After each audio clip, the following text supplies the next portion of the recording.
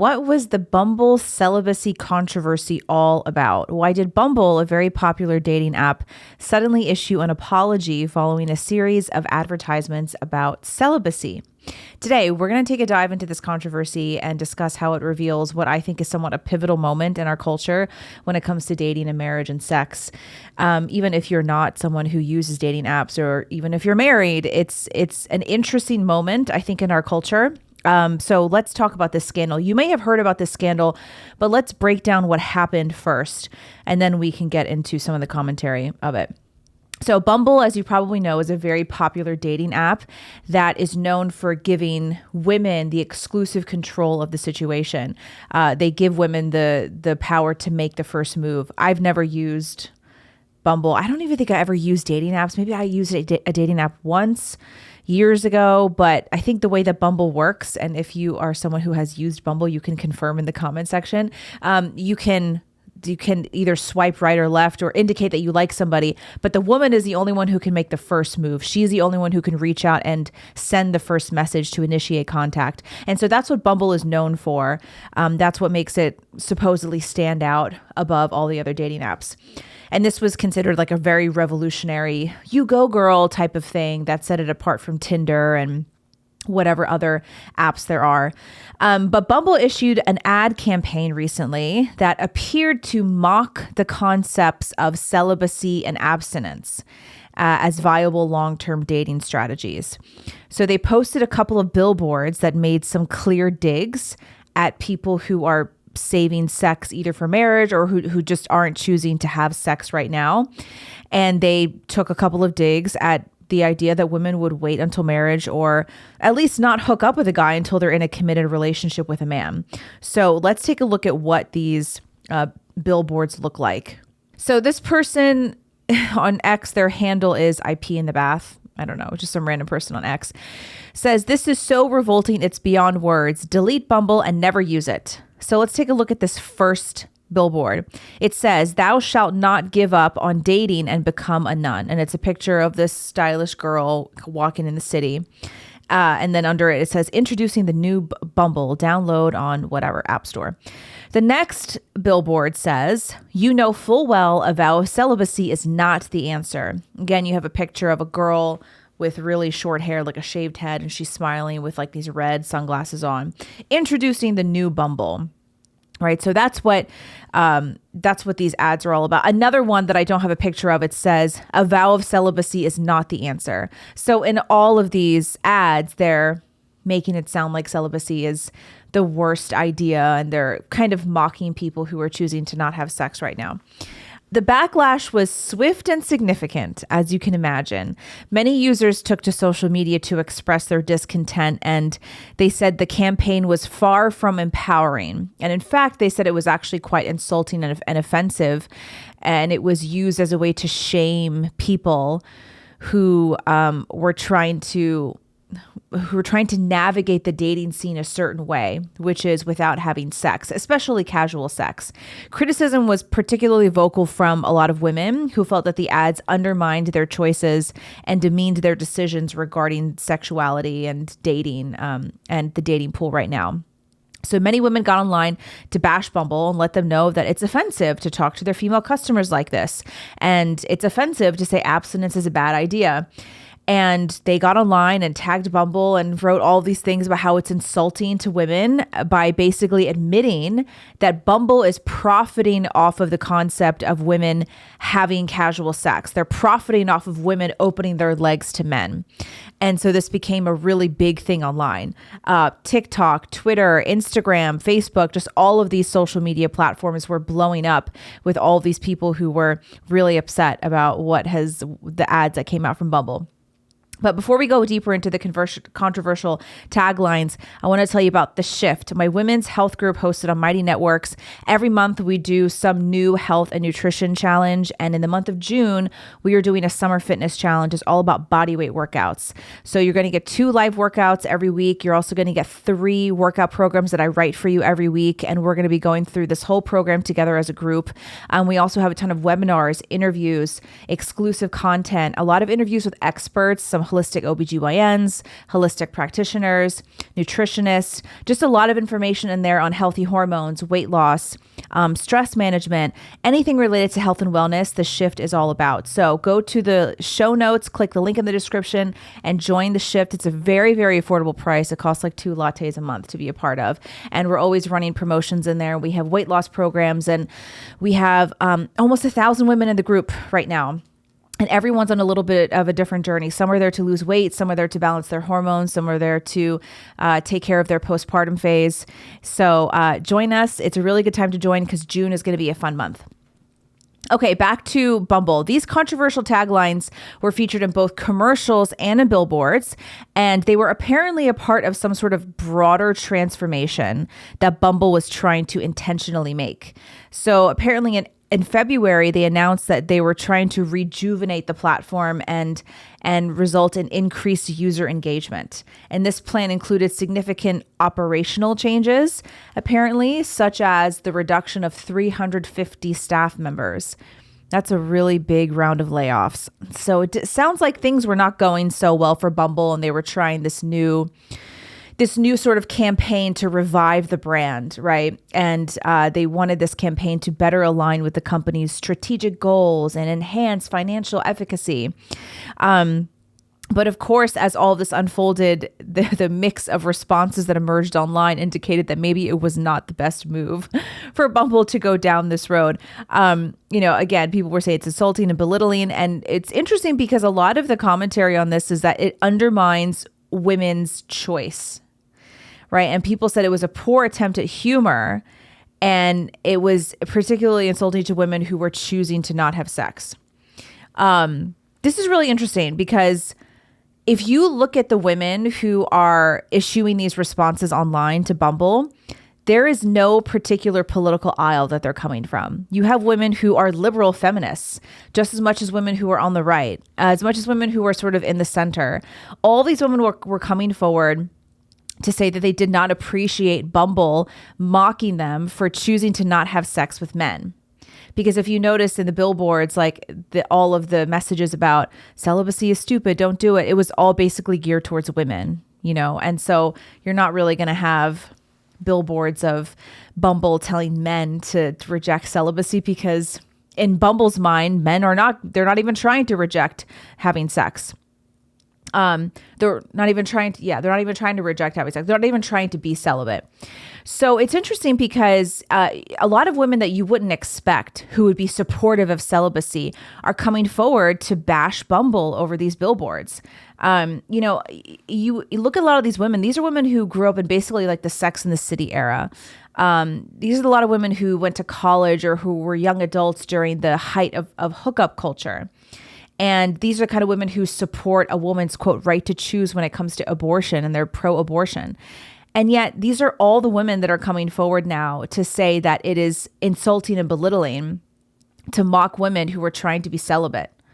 So it's funny because it really seems like hookup culture is kind of dying. The obsession and the popularity with hookup culture is starting to come to a close, if not it started to come to a close a while ago, because all these women are really like, they're saying to Bumble, how dare you make fun of us for not wanting to have sex, because casual sex is harmful. Casual sex doesn't do any good for us, and it only benefits men. So don't go on a billboard and make fun of us for choosing to not have sex with men who don't want to commit. And after this widespread criticism, Bumble issued an official apology on social media, and they announced the decision to retract the entire ad campaign. And they admitted that what was intended to be humor and a sort of funny campaign about the frustrations surrounding the modern dating world, it actually resulted in the opposite effect, and they outwardly admitted this. Bumble emphasized that the campaign failed to uphold its mission of supporting women, and of course they tossed in some like silly progressive language about how they wanted to support marginalized groups and their right to personal choice, because you can't talk about women without tossing in the woke language of marginalized communities. Whatever. So in an attempt to mend relations with their customer base and reaffirm their so-called commitment to empowering women, Bumble announced their plans to make donations to the National Domestic Violence Hotline and other organizations dedicated to supporting women and so-called marginalized groups affected by abuse. It's funny, but it's not. Like, it's good that they're donating to these organizations. Yeah, but it's also really funny that Bumble is like bending over backwards because they're realizing that they have offended a lot of women. And it's not just women who are like the crazy trad conservative women. It's like a lot of these feminists are not okay with it. And these feminists are Bumble's consumer base. And you can't have the mob mad at you or else you're screwed. They're really pulling out all of the stops. They even said that I don't know why this is funny to me too. They even said that the partner organizations that they're donating to will be given the opportunity to run their own ads in place of the withdrawn celibacy Bumble advertisements. They are really pulling out all the stops to say that they're sorry. They're groveling at this point. Concluding its response, Bumble encouraged continued feedback and said in a statement, quote, "Please keep speaking up and telling us how we can be better. We care about you and we will always be here for you." Now, obviously, I don't care about what Bumble is saying or doing and whether they're pleasing their customer base. That's not why that's not why I'm interested in this story. It's just interesting to me that just 5 to 10 years ago, these kinds of celibacy ads would have probably landed well. Think about how popular hookup culture was just even 5 years ago, 7, 10 years ago, especially. And if you had seen some sort of dating app that would put up billboards to sort of like mock celibacy, most women back then would have probably supported it. Because remember, when hookup culture was at its height, the whole point was that casual sex was empowering for women. And that the idea that a woman could have sex as a man would, without any strings attached, without any emotions, that was said to be a very empowering thing. And so in the height of hookup culture being so popular, and even go back a little bit further than that, like I said earlier, the height of like Sex in the City, the sort of early to mid 2000s, early 2010s, where it was all about hookup culture. Like Samantha Jones on Sex in the City, she was having sex with everybody that she could possibly have sex with. As long as she used a condom, it was totally fine. And then post Sex in the City, you had a show like Girls on HBO. Again, all about hookup culture, having sex whenever you want with whoever you want. That's the MO. And so if you saw a Bumble ad during this time period about celibacy being stupid, nobody would have really reacted to it because hookup culture reigned supreme. And then even early 2010s, you had people like Amy Schumer, she's still famous / popular now, even though she's really not funny, but she was more popular back then, like when she did her movie Trainwreck. And she used to, I forgot what award it was, but I remember very distinctly she accepted an award on stage and she said, "Listen, to all the women out there who are insecure about what you look like and you think you're overweight, I want you to know I weigh 170 pounds and I can catch dick whenever I want." And all the women were screaming and supporting me like, "Yay, what an inspiration. You can hook up with whoever you want, whenever you want, all the time, even though you're fat." And then you have the likes of someone like Chelsea Handler, who in the early 2010s was like, she was even more popular back then than she is now. And she was always going on and on about how much better life is because you can hook up with whoever you want when you're single and not married versus having kids and being stuck at home with, snotty-nosed children and a deadbeat husband. So during this time period, an ad making fun of celibacy would have landed well. It would have performed a lot better. So it's sort of like Bumble was a little bit behind the times. Bumble didn't really read the room. They didn't realize that hookup culture is not popular anymore. We're seeing the decline of it. You can even look on TikTok now. I don't really get on TikTok much. I have a TikTok and I just kind of randomly post clips here and there just to have a little visibility. I got banned. Like my last account got permanently banned from TikTok because I forgot what I said, but it was something about abortion. But sometimes I like to take a look at what's on TikTok. And if you look at a lot of these young women, even Gen Z, young, beautiful single women who are not on the right, they're not like conservative at all, but they have an entire TikTok dedicated to convincing other women that hookup culture is bad for them. They make all these videos about how giving your body away to some guy that you don't really know and doesn't treat you like a girlfriend, doesn't treat you with respect, that's not going to make you happy in the end. It's only going to bring you harm. And it's only going to make it harder for you to find true intimacy with a boyfriend/husband. And you see a lot of these conversations happening now online with younger women who did not grow up in the Sex and the City era. They didn't grow up with girls on HBO. And they're coming to realize that the pendulum is swinging. They're coming to realize that hookup culture does not benefit women. It only really benefits men. Men get everything they always wanted: casual sex, no strings attached, no need to commit or to be a boyfriend or to even think about marriage, and they still get sex from women. And what do women get from it? They don't really get much. A lot of women are realizing now too. So even aside from the younger girls, like the Gen Z girls, you now have a lot of millennial women who are like 35 and they're like, oh my gosh, I spent the last 6 years of my life casually dating, hooking up, thinking that I was going to live that free bird New York City lifestyle. And now I don't have a boyfriend, let alone a husband. And I want to have kids one day, but I probably have to freeze my eggs. And all of these things they're coming up online now. These conversations are becoming more popular on TikTok, on Instagram. And women from all political aisles are coming forward to realize that hookup culture is a shit deal for women. Pardon my French. It is. We've been bred to believe that only conservative women, only the annoying, like, quote, trad women are against it. But the fact of the matter is, almost all women are against hookup culture now. Liberals included. A lot of progressives, they're coming forward and like they're almost taking a sort of feminist stance with it.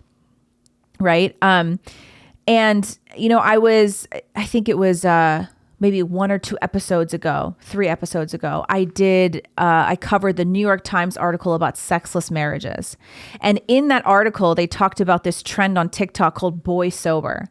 And this is outside of the context of marriages, but there are a lot of women who are young women who are coming forward on TikTok to announce and declare that they are boy sober, which means that they're not going to find themselves in any toxic relationships, not any toxic situationships. They're going to stop hooking up with men. They're going to stop having sex with men randomly. They're going to quit the casual sex and they're going boy sober. And they're not only announcing this is what I'm going to do, but they're giving advice to other women. They're like, hey, if you want to protect yourself, protect your energy, you know, all that sort of new agey language. If you want to protect your sexuality, this is what you should do to be boy sober, because it's going to be better for you. It's going to be better for your mental health. Focus on yourself, focus on your well-being instead of chasing around these guys that don't want anything to do with you but your body. And it's interesting because once something is trending on TikTok, that's a big part of the cultural conversation. And at the same time, you see all of this stuff happening and mental illness rates are rising. The birth replacement rate is dropping. Fewer people are getting married. Many women are going online to talk about how they can't find a husband, and it's really depressing. In the last 2 weeks, I've seen 3 viral videos, like super, super viral videos of women who were shedding tears on camera, talking about how they have been looking for a man for years and they've just wanted somebody to share their life with. They just want love. They want connection. They want to get married. And they've been incredibly unsuccessful. Now, I don't know whether these women have participated in hookup culture a lot and it's just not working, but the fact that women are coming forward now to express a yearning for long-term love and a yearning for marriage, it's another reflection that hookup culture is dying, if not dead already. And women are realizing after living years of the casual sex lifestyle and hookup culture that men don't really value them, because men, they're only going to really value whatever it is that you offer them. And so, like I said, they're 35, they're thinking about freezing their eggs, they're lonely. And it doesn't take any particular political belief to know that hookup culture is bad for women. And that's why so many women on all political aisles are coming forward to denounce it, because they're seeing the effects of it. They're seeing that it's not going well for anybody. So yeah, Women don't like seeing a dating app mocking them for choosing to close their legs. They don't like it.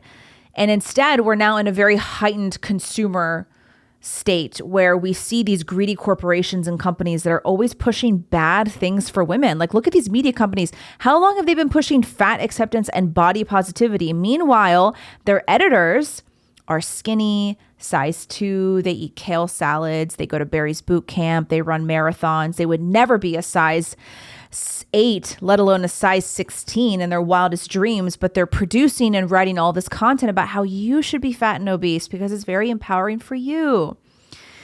So a lot of women are sitting back and they're like, why are you pushing these toxic ideologies on us? We're sick of it. We are waking up to it. That's why a lot of women are waking up to the dangers of hormonal birth control. It's been shoved down their throats for years by media companies and digital magazines and whatever. Of course, all pushed by big pharma.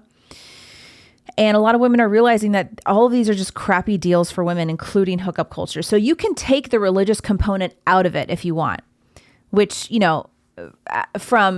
as an Orthodox Christian, from our perspective, we're called to be virgins when we marry. But I realize that it's like very difficult for, I think less than 3% of brides are virgins today. Unfortunately, I don't think many of us were virgins on our wedding night. But even if you take the religious component out of it, still all signs point to casual sex as a bad thing, especially for women. Giving your body away to random guys that you meet at a bar or meet at a dating app, it's just not working out well for women. So I actually think that this pivotal moment in our culture and Bumble having to scramble and apologize profusely and donate to these organizations and give their ad space to these quote marginalized groups, I actually think this whole thing is a good moment for our culture. I think it reflects women who are wanting to take control of their own bodies and their own sexuality. And they don't want to participate in hookup culture anymore. And they're sick and tired of these companies and corporations encouraging them to give their body away and encouraging them to keep their legs open, because it's not a good deal for anybody. It's not a good deal for men either. I don't think of course it's not good for men to just sleep around. I think it's good for men to want long-term marriage and to want a family. Of course, it's good for society and it's good for them. But I think hookup culture is even worse for women than it is for men. So I think that this pivotal moment is an interesting one to look at. And I hope that we can see it in a positive way. And I think it's a really good time for women to start speaking out about why hookup culture is bad and what the better alternatives are. Because unfortunately, at the same time, there's still a lot of conversations on social media about how marriage is not worth it. They, especially from the men's perspective, they say marriage is not worth it at all for men. It's too big of a risk. And of course, there are risks to anything. But I think it's a good time for some women to come forward and talk about why marriage is the better deal for women. And I'm not talking about marriage from the sort of fake trad perspective. As if you guys have watched my show before, you know that I'm very critical of the trad obsession, because it's very like cosplay and costumey and sort of like it's romanticizing, it's fetishizing. That's the better word. It really fetishizes this 1950s idyllic housewife sort of thing that we saw in the marketing campaigns in the 50s. I don't think that's not what I'm saying. I don't think that we need like all these women in sundresses talking about how awesome it is to quit everything that you have going on in life and just go barefoot in the kitchen and cook for your husband. I mean, that's fine to do. I literally do that every day. But there's so much more to being a wife and a mother than wearing pretty sundresses and copying like the 1950s advertisements with a vacuum in your hand and pearls on your neck. There's so much more to motherhood and wifehood than that. And it's a lot more rewarding. It's multidimensional. You can still enjoy your life. I mean, it's the most enjoyable thing in life when you really commit to a family, to marriage and to motherhood. So now is a really good time. There is an opening here for women to educate younger women on how amazing marriage can be if you pick the right man, if you vet correctly. And I think another sort of narrative coming from the right, which I have been a little bit critical of, is get married as soon as possible, as young as possible, and have as many kids as possible. I don't think that's the right advice for marriage. I think it's much more important to teach people how to pick the right husband or wife. That's way more important than how old you are when you get married. Would I like to see more people get married younger? Sure. Yeah, I think that more people should look for their spouse when they're younger. I wish I had looked for my husband when I was younger, in my early 20s. Sure, I do. But I don't think it's a good idea to just pressure people into getting married when they're 22 just because they're 22. It's more important to marry the right person. And it's possible to find the right person when you're like 25, but there's no need to rush it just for the sake of rushing it. So now there's a good opening here. And I hope that a lot of people who think that family is the bedrock of society can start to pull back the veil and help young women see that marriage is a much better deal than hookup culture. And celibacy, yeah, it's not easy and it's not always fun, but it is better to save your sexuality for a man who is your husband, or at the very least is someone who is long-term committed to you, who cares about you, and who's going to value your sexuality and isn't going to kick you out the next morning. I did a commentary a couple weeks ago on this woman who hooked up with a guy for the first time, and she drove home at 2:00 in the morning, and she was a little bit upset because he didn't text her back when she got home, because when she was leaving, he was like, text me when you get home so I know you're safe. She gets home, she texts, he doesn't answer, and she gets a little bit like upset. She's like, did I do something wrong? Like, do I have a right to be upset about this? What do you expect?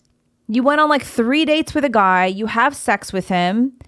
He doesn't even want you to stay at his house. He sent you home at 2:00 in the morning. What do you expect? This is why women need to wake up and realize that men are only going to start valuing your sexuality when you start to value it yourself. And I'm not saying this is a way to like shame women for the choices they've made, because I and many other women in my demographic have made many mistakes when we're younger, in our early, mid 20s, whatever. So many dumb mistakes with men that I don't want women to make today, because it's not good for you. It's not good for anybody. So value your sexuality from a young age. And men will also value it too. You have to make it clear that you're not just going to give your body away. So I wonder if this pivotal moment in our culture is going to start showing up in TV and movies. I don't really think so, because Hollywood just loves to promote hookup culture and abortion and feminism and whatever, because all of these TV shows and movies now, it's just so much sex in TV and movies. I know I sound like a prude grandma, and the further you get along in motherhood, I think the more prude you get naturally, but I'm just so sick and tired of seeing all of the gratuitous sex scenes in TV and movies. The new Bridgerton season came out, and I actually liked season 2. Still some gratuitous, silly sex scenes. But same with season 3. It's like I literally fast forward through some of the stuff. I'm like, I don't want to see you heavy breathing and shoving your tongues down each other's throats and touching each other. I don't really need to see that. I don't want to see that. I wish that we could just, you can, all right, fine, do a little kiss on screen and then let's move on. So that's all I have to say about Bumble and celibacy. If you haven't seen the ads, if you're just listening to the audio, I would encourage you to go look at the ads, because it is kind of funny that they attempted this. Anyway, this is my first episode postpartum. I had my baby a little while ago. I've been releasing episodes in the last 2 or 3 weeks that I recorded before I gave birth. So, this is my first episode postpartum, and I'm so happy to not be pregnant anymore. I am so happy not to be pregnant, because I don't particularly enjoy pregnancy, especially in the last 2 months of it. It's also, as many of you moms out there may know, it's just really hard to chase after a lively toddler when you are 8-9 months pregnant. So I went into labor 2 days before my due date. I didn't think that I would. I thought that I was going to go past my due date, but I was doing all of the things to try to induce labor naturally. A lot of walking, curb walking, eating dates and pineapple, doing the evening primrose oil every night, inserting it. You'll prick a little hole in the capsule and then insert it every single night before bed. What else was I doing? Having physical intimacy with your husband also helps, because he releases prostaglandins that are supposed to help ripen the cervix. I was doing all the things and hoping to go into labor before my due date, and it worked. I woke up on a Sunday night, 3:30 in the morning, and I went into labor, and then baby was born 6 hours later. And he's healthy. We're both doing well. So yes, I am no longer pregnant. I'm so happy about it. So hopefully with the new schedule, now we've got another kid to think about. So I think I'll still be able to do 2 episodes a week. I'll try my best. I don't really know what things are going to be like. I'm just doing this here because both the kids are sleeping. When both the kids are sleeping, then I come up and record. But we'll see how the next couple of weeks go. But I hope you guys like this episode. Like, share, subscribe to the channel, please. If you enjoyed it, click the subscribe button, turn on your post notifications, share the episode if you'd like. Let me know what you think in the comments section. If there's something else you want me to cover, send it over and I'll take a look. And we'll see you next time. Bye.